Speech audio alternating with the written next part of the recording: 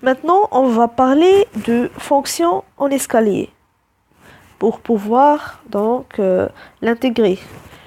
Fonction en escalier, donc c'est une fonction. Donc on prend ici une fonction phi allant d'un segment AB dans R. Elle est dite en escalier. Donc cette fonction phi est dite en escalier si, donc s'il existe une subdivision. Donc on a déjà vu donc la notion de subdivision. S'il existe une subdivision, donc on va noter tau qui est égal à xk avec k entre n-1 et 0. Donc du segment AB, donc une subdivision du segment AB, tel que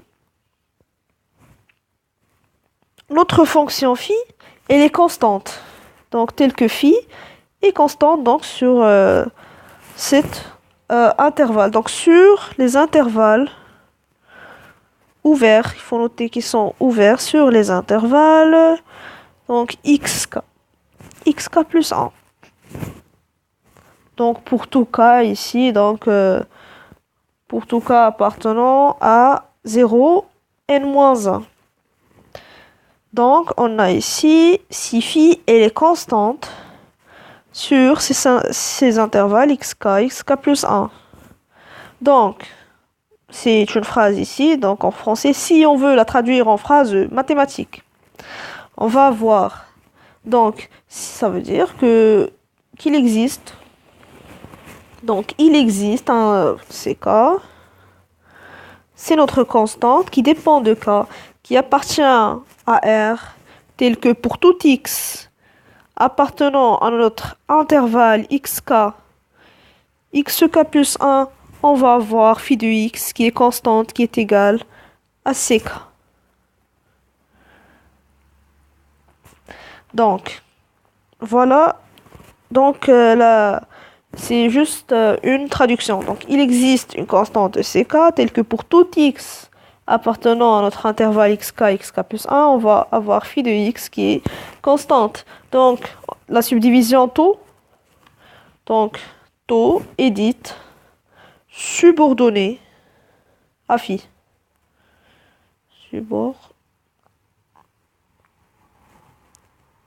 Elle est subordonnée à phi et on note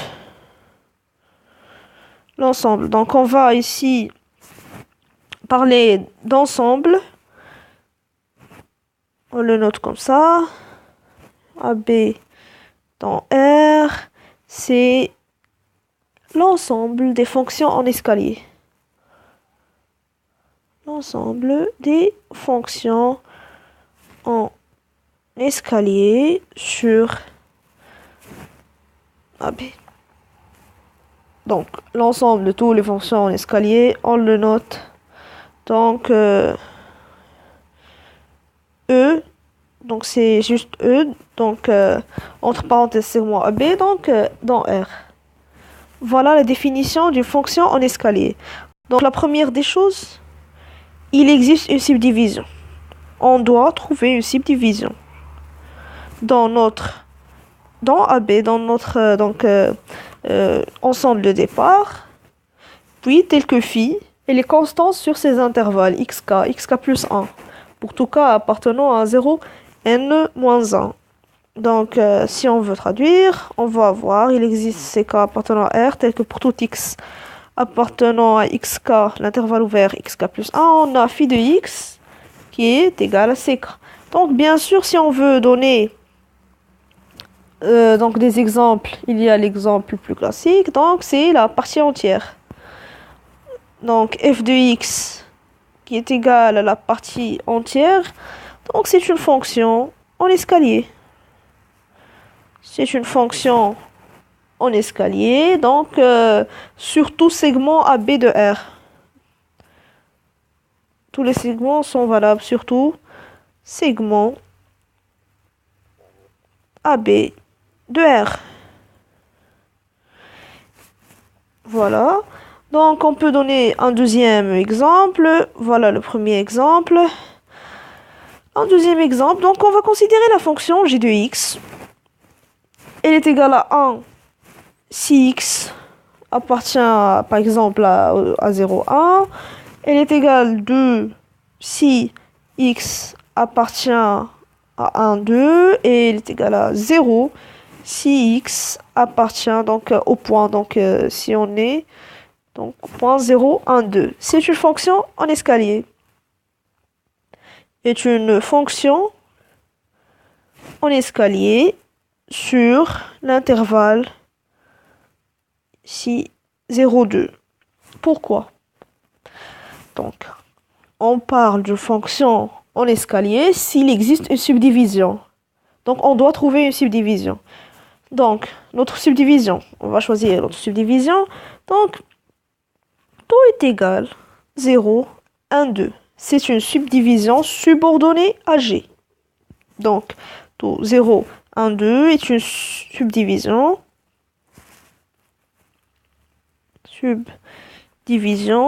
qui est subordonnée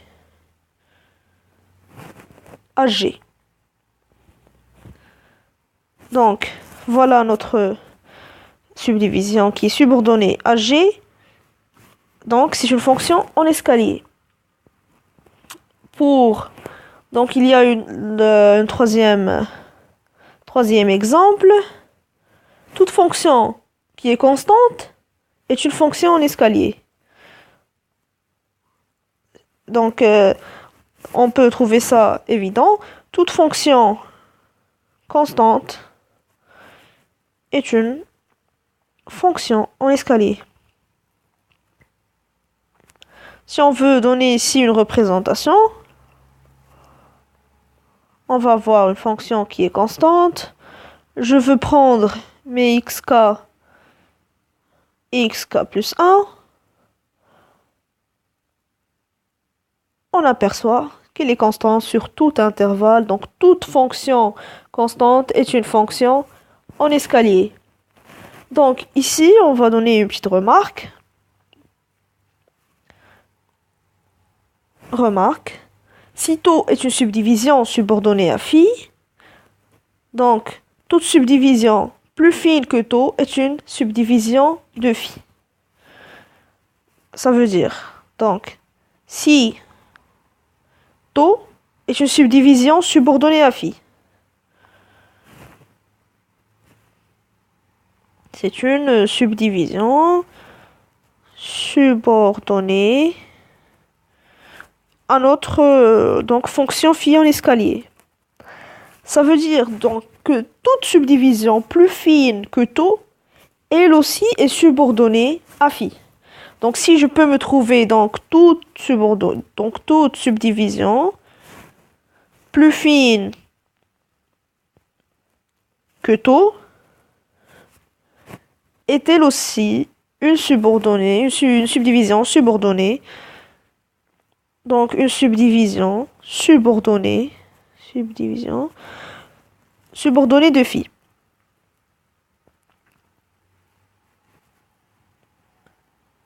Ça veut dire, moi j'ai taux, une subdivision qui est subordonnée à phi. Et toute subdivision plus fine, elle aussi une subdivision. Donc si on veut, donc pour éclaircir, on donne un exemple.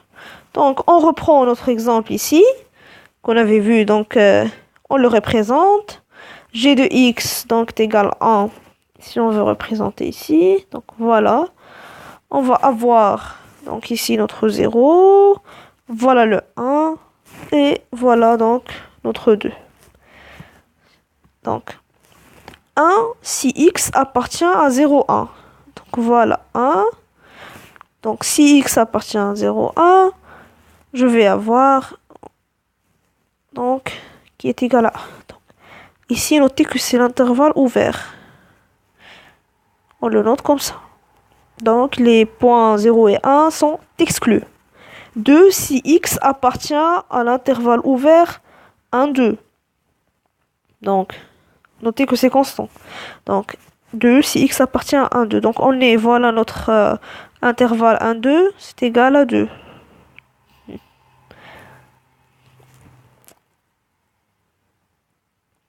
Voilà, elle est constante. Et 0 si x appartient à 0, 1, 2. Donc dans les points donc 0, 1 et 2, on va avoir g de x qui est égal à 0. Donc si on veut donc, représenter dans les points 0, je vais avoir voilà, 1, 0, 2. Donc voilà ma fonction. Je l'ai représentée. Donc elle est une fonction en escalier. Pourquoi? Parce que j'ai trouvé une subdivision donc dans le segment 0,2 et phi elle est constante sur ces intervalles. Donc sur les intervalles xk plus 1. Ma subdivision qu'on avait choisie. Là voilà, taux qui est égal à 0, 1, 2. Si je prends donc 0, 1, 2, si je prends mes segments 0, 1 ou bien 1, 2, xk de la forme xk plus 1, je vais trouver phi qui est constante sur ces intervalles. Dans ce cas, je prends 1, 2. Je trouve que ma fonction phi, elle est constante. 0, 1, elle est constante. Donc, c'est une fonction en escalier. Maintenant, la proposition, bien la remarque que je voulais donc démontrer ou bien éclaircir, c'est que moi, taux 0, 1, 2, c'est une subdivision subordonnée à G. Si je trouve, donc, bien sûr qu'il y a une subdivision plus fine que taux, qu'on va appeler taux prime, donc elle aussi, elle est subordonnée à G. Ça veut dire que elle aussi, donc phi, elle est constante sur tout intervalle de la forme xk plus 1. Donc si, par exemple, je prends taux prime, donc une subdivision plus fine que taux, donc qui est égale à donc 0, 1 demi, par exemple, 1, 3 demi, 2. Donc les éléments de taux sont dans taux prime. Donc c'est une subdivision plus fine. Maintenant on va juste donc les placer ici. Donc 1 demi. On a encore 3 demi. Donc voilà, 3 demi. Et 2. J'ai représenté donc la nouvelle subdivision. Donc est-ce que la fonction phi elle est constante sur tout intervalle de la forme xk plus 1. Donc si je prends par exemple cet intervalle ou bien cet intervalle xk plus 1, est-ce que ma fonction elle est constante? Bien sûr, elle est constante. Donc voilà la proposition. Si taux est une subdivision subordonnée à G, alors s'il y a une autre qui est plus fine, bien sûr que elle aussi, elle va être subordonnée à ma fonction. Si ma fonction elle est constante sur un très grand, par exemple, intervalle, même si je le décompose en petits morceaux, elle est toujours constante. Donc voilà l'idée de cette remarque. Donc ici, donc, on a vu notre exemple. Si on cherche à démontrer donc ce qu'on avait vu, on veut chercher une démonstration qui est donc mathématique. Donc on s'est basé sur un exemple. Maintenant, une démonstration formelle.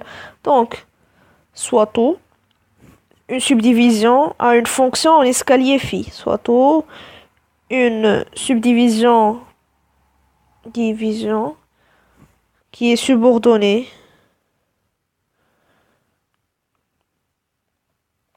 à une fonction en escalier phi.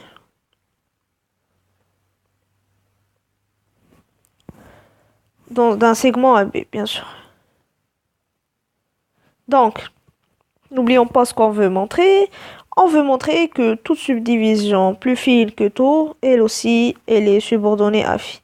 Donc, nous, pour qu'elle soit, donc, le choix de taux prime, la subdivision plus fine que taux, est facile. Donc, tout ce qu'on a besoin pour créer une autre subdivision plus fine que taux, on va prendre tous les éléments de taux.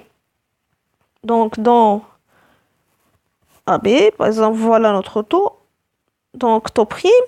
On va prendre tous les éléments de la subdivision tout et on va ajouter un seul élément. Si on ajoute un seul élément, donc elle devient plus fine. On a besoin juste d'un seul élément. Par exemple, dans 0, par exemple, on donne un exemple, 0,1 et j'ai un demi. Donc tout, c'est 0, 1 demi, 1. Si je veux une subdivision plus fine, je n'ai qu'à ajouter un seul élément. Je sais pas, j'ajoute un élément quelconque dans mon intervalle 0,1. J'ajoute 3 quarts, par exemple. Maintenant, tous les éléments de taux se trouvent dans taux prime. Et il y a cet élément-là, un seul élément, donc il me donne donc, que taux prime est plus fine que taux. Donc, si on veut créer une autre, donc on donne la démonstration, on va donc créer donc taux prime tel que, donc on va dire, par exemple, on va donner taux qui est égal ici par définition xk avec k entre n-1 et 0, et soit un z qui appartient au segment AB. Ce qu'on doit montrer. N'oublions pas notre objectif. Montrons que taux prime qui est égal à taux union, donc le singleton z, est une subdivision de phi. Subdivision. Et bien sûr, taux prime est plus fine que taux. C'est une subdivision de phi, bien à phi. Donc, qu'est-ce qu'on a?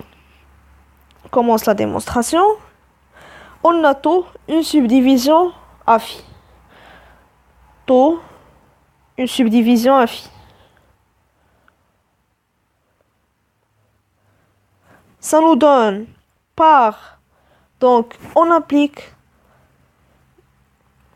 la définition directement. La définition, on l'applique. Alors, pour tout cas appartenant à l'intervalle 0 et n-1, voilà l'intervalle donc, où k varie, il existe un ck, notre constante ck, qui appartient à R, tel que pour tout x appartenant à l'intervalle de la forme xk plus 1, on a phi de x qui est égal à cette constante ck.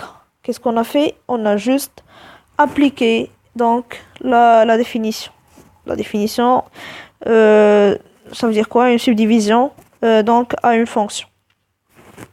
Maintenant, donc, on va voir, il existe un K0. On continue notre démonstration. Donc, il existe un K0 qui appartient à l'intervalle 0 et n-1. Tel que, on va avoir xk0 qui est égal à z. C'est le premier cas, c'est facile.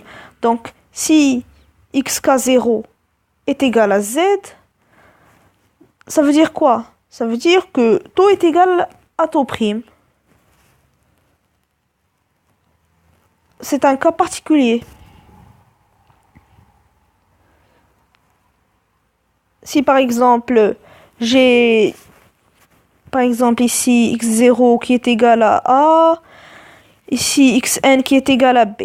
Ici, j'ai mis x1, x2, je sais pas, xk. Si je trouve un xk0 qui est égal à mon élément z dans la subdivision taux, donc ça y est, c'est gagné. Donc taux est égal à taux prime. Taux prime, elle est plus fine que taux, et taux est plus fine que taux prime, ça revient au même, il y a une égalité. Et donc taux est égal taux union z, taux est plus fine, donc taux est subordonné à phi, alors taux prime est subordonné à phi. Mais c'est le cas. Donc si il existe un K0 qui appartient à 0 et n-1, si on trouve donc xk0 qui coïncide avec le z, c'est un cas particulier. Si on le trouve, c'est bien. Sinon maintenant, donc le deuxième cas, donc on peut ici, premier cas, deuxième cas. Sinon, qu'est-ce qu'il y a? Donc, il existe un K0 qui appartient à l'intervalle 0n-1, tel que, donc, voilà ici, le plus important, Z qui appartient à xk plus 1. Ça veut dire, par exemple, bon, toujours, on a nos intervalles x0, x1, x2, etc., xn, qui est égal à b. Maintenant, par exemple, ici, j'ai eu xk, xn, xz, xp, xr, je m'en fiche. Donc, j'ai parcouru tous mes éléments. Et j'ai vu que mon élément z ne coïncide avec nul 2. Donc, bien sûr, taux prime qui est égal à taux union z est plus fine que taux. N'oublions pas ça, que taux prime est égal à taux union z. Elle est plus fine que taux. Donc, z, il appartient à B. Donc, je vais trouver... Donc, je vais traduire ce qu'on a écrit.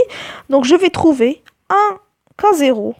Donc, je vais trouver ici un xk0 tel que mon z est entre deux éléments de taux. Donc, entre xk et xk plus 1. S'il n'est pas égal à l'un des éléments de taux, donc il va être il va appartenir donc à xk plus 1. Donc il va être sûrement entre les deux. Il va être sûrement entre les deux parce que taux prime est plus fine que taux, par définition. Donc il va nécessairement être entre xk et xk plus 1. Donc maintenant, c'est facile. Phi, elle est constante sur les... Donc ça va nous donner que... Alors, phi est constante sur mes intervalles. Donc sur les intervalles... Ici, je vais changer mes intervalles. Donc, je vais prendre xkz. Donc, sur les intervalles xkz et z, xk plus 1. Donc, elle est constante sur les deux. Alors, c'est une subdivision subordonnée à phi. Ça y est, j'ai trouvé donc qu'elle est constante sur toute forme. Xk, parce que le problème c'est que on doit vérifier que phi elle est constante sur tout intervalle de la forme xk plus 1. Nous, le problème c'était dans notre z, mais maintenant elle est constante sur ces intervalles, donc elle est subordonnée, donc c'est direct. Maintenant on va avoir donc ça y est, on a deux cas. Donc, phi est constante sur les intervalles. Donc, taux prime, qui est égal taux union le z, est une subdivision qui est subordonnée à phi. Voilà. Donc, si on veut généraliser ce résultat, donc nous, on a trouvé pour seulement un seul élément et c'est suffisant. On peut considérer T seconde qui est égal à taux, donc union, donc un nombre fini, donc Z1, Z jusqu'à ZP d'éléments. Donc d'après le premier cas, donc ce qu'on a démontré, donc T seconde est subordonné à phi. Voilà une démonstration formelle. Maintenant, c'est ce qu'on a démontré que donc une subdivision qui est subordonnée à une fonction en escalier. Si on trouve une subdivision plus fine que taux qu'on avait considéré, donc elle aussi est subordonnée à la fonction en escalier. Maintenant, il y a une autre proposition. Une proposition intéressante. Donc, proposition. Toute fonction en escalier est bornée. Toute fonction, donc, en escalier, elle est bornée. Donc, sur l'intervalle. Donc, sur l'intervalle AB, sur le segment AB. Toute fonction qui, en escalier, elle est bornée. Par exemple, si on prend, par exemple, ce n'est pas la partie entière, mais c'est juste une fonction qui est bornée, toujours, on va trouver, donc, une fonction escalier, elle est bornée. Donc, si on cherche une démonstration, donc si on veut chercher une démonstration, la même chose, on doit utiliser la définition, démonstration. On utilise donc la définition. Soit phi une fonction en escalier sur AB. Il faut être ici un petit peu rigoureux. Soit phi une fonction en escalier sur le segment AB. Soit taux une subdivision. K avec K entre n-1 et 0. Une subdivision subordonnée à phi.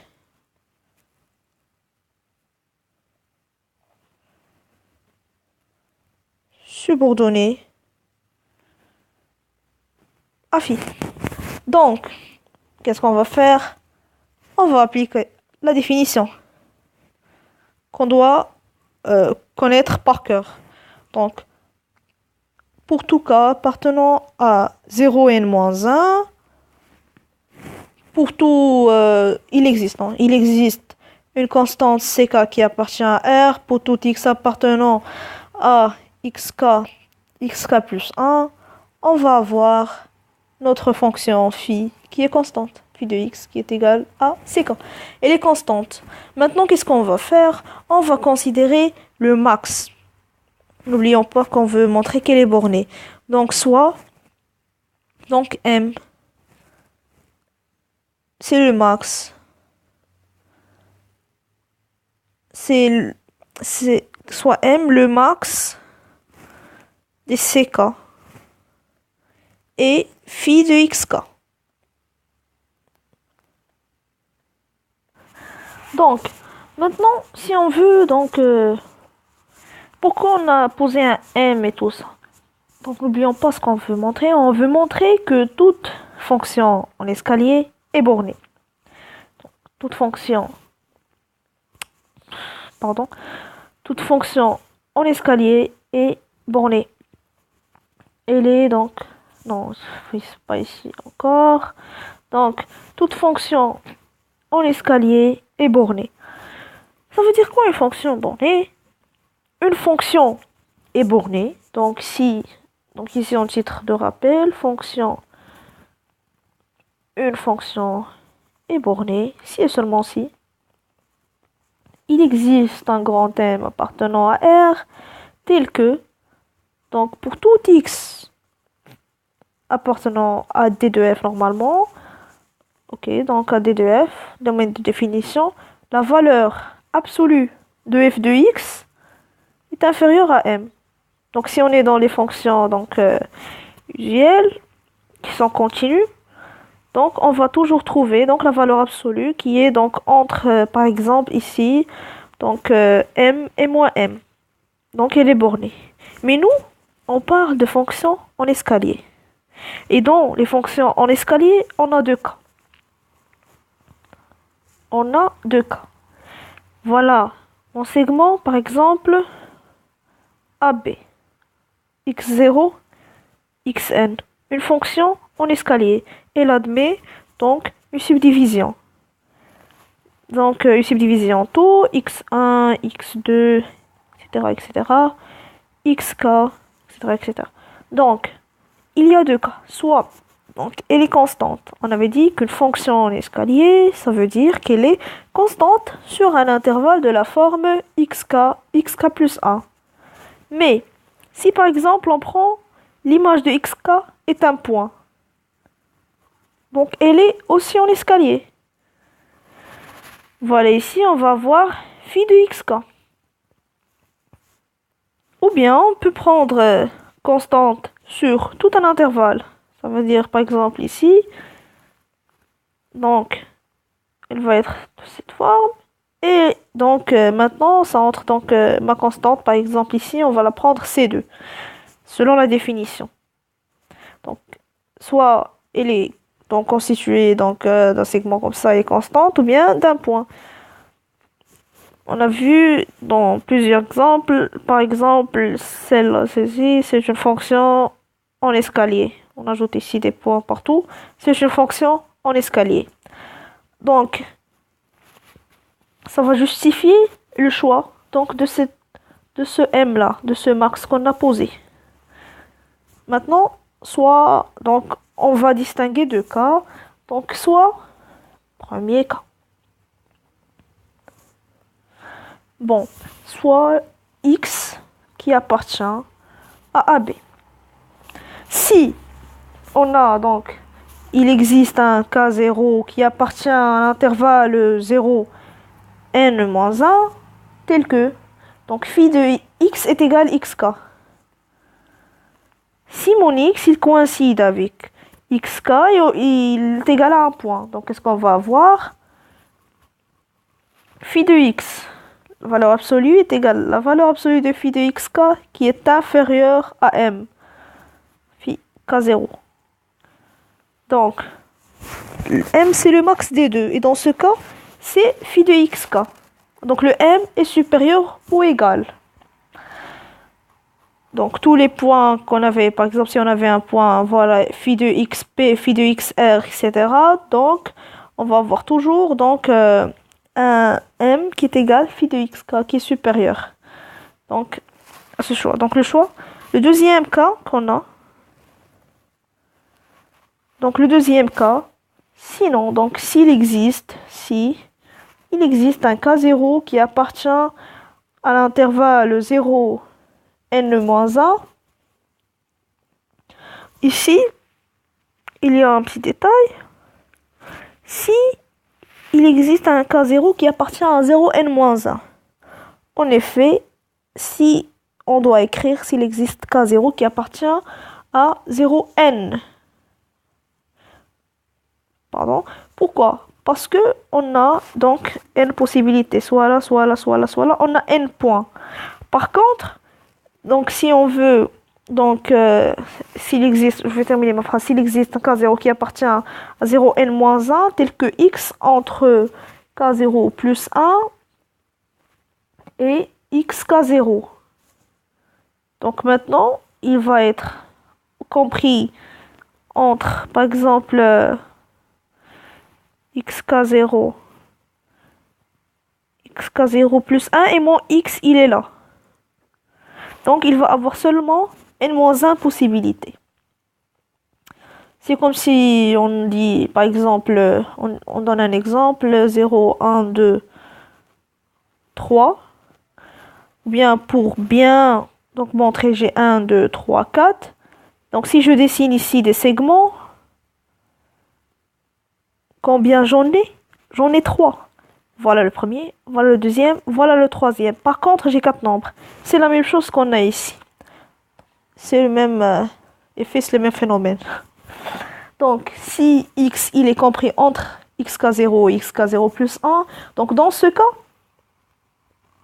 phi de x, il va être égal à la valeur absolue de ck0. Donc, il va correspondre à un ck0 selon la définition, qui est inférieur à m. Parce que le m est le maximum de tous les ck, des constantes. Donc, maintenant, on a démontré dans tous les cas, pour tout x appartenant à AB, au segment AB, on va avoir phi de x qui est inférieur à m. Donc, phi est borné.